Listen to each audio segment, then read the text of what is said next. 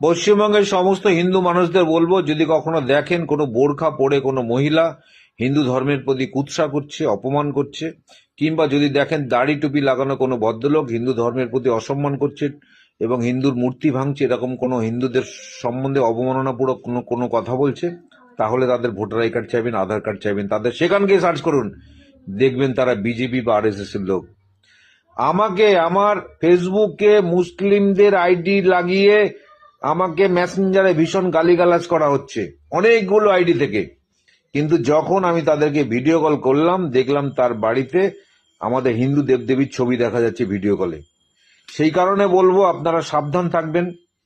এই BJP RSS শুধুমাত্র হিন্দুদের মুসলিমদের বিরুদ্ধে খেপিয়ে দেওয়ার জন্য যেন তেন প্রকারে এরা নানা রকম কাজকর্ম করে চলেছে। সেই কারণে বললাম, যদি কোনো মুসলিম ভাই বা যদি কোনো মুসলিম বোন দেখছেন হিন্দুদের প্রতি কুরুচিকর কথা বলছে, তার voter I card, Aadhaar card চাইবেন, অবশ্যই দেখবেন তারা বিজেপি আরএসএস এর লোক। এটাই সকলের কাছে আমার আবেদন।